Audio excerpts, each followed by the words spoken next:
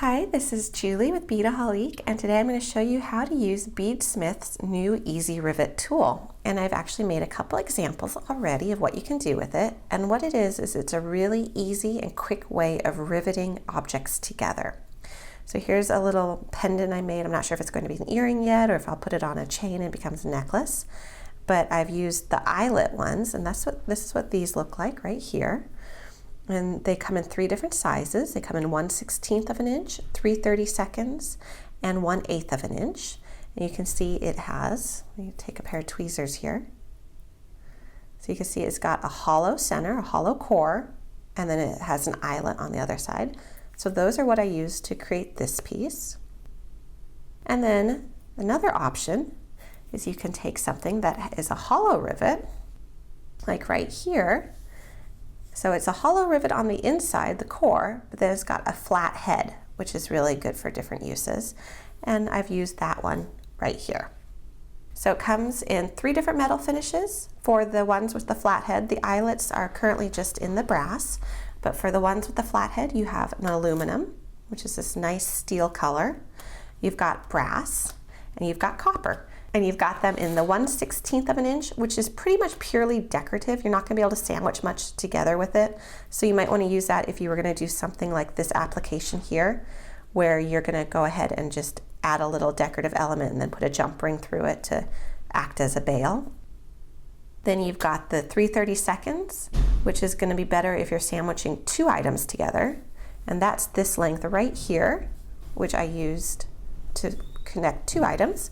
And then you're going to have the 1/8 inch, which is going to be more for 3 items, which is what I did here.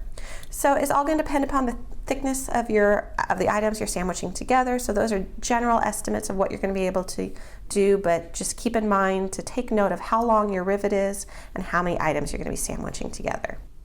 So now, after much talk about the rivets, let's look at the tool itself. So it's got 2 T-bar sections to it that work as handles. The first one is going to be a hole punch. I'm going to show you how to use that in just a second. But this is going to give you the exact size hole punch you need for the rivets, both the eyelet ones and the flathead. And then the other side is actually the riveting tool itself, and it has a flat head here, but it also comes with a domed head as well. If you're doing a ring or a piece like a filigree perhaps, it has a dome shape to it. And to switch out the head, it comes with this little handy screwdriver, and you can just switch it out that way. So now I want to actually put together a project so you can see how this works. So I'm going to make another color variation of my pendant, and I'm going to first take, now these are all Vintaj stamping blanks, and this is an Artisan copper one, and then these were just Vintaj natural brass, and I used patinas on them. So I'm going to put that where I want it on my stamping blank, and I'm just going to take a pen and just make a mark where the hole is. So now I'm going to take this, put it into the hole punch side,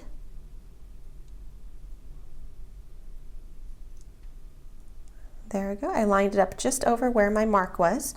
If you have a fine tip Sharpie pen, you might want to use that. It might be a little easier to see.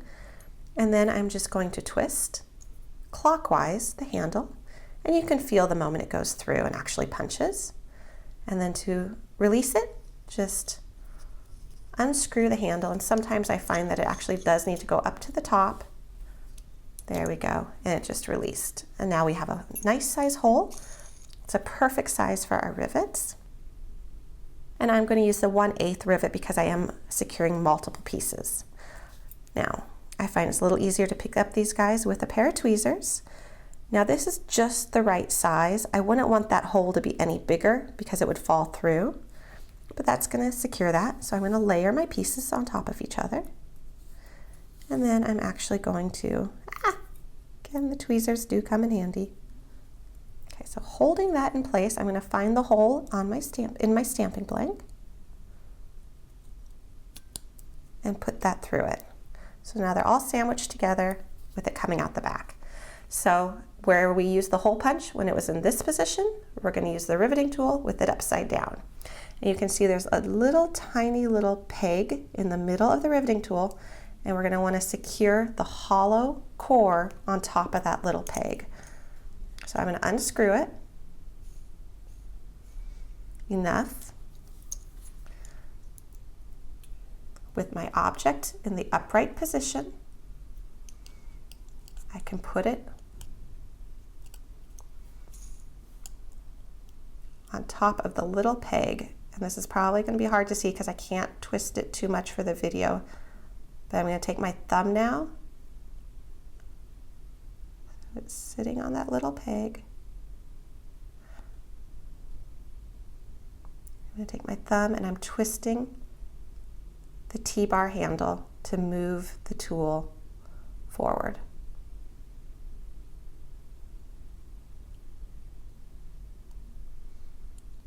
Okay, and it's caught now.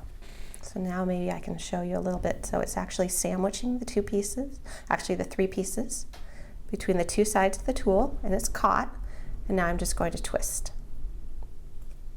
You don't want to over tighten this because you don't ever want to crack your rivet, but just do it so it feels secure and tight, and then unscrew it. And that is what we have. So now on the back side, we have this great little rivet, and on the front side, we have our flowers, which are secure and sandwiched together, and they're not going to go anywhere. One quick tip with this tool is it does take a little bit of time to get used to how it works. So I suggest starting with some practice material, some inexpensive stamping blanks, not going right into the project that you're going to spend a lot of time on, but practicing a little bit first, getting the hang of it, and then going forward.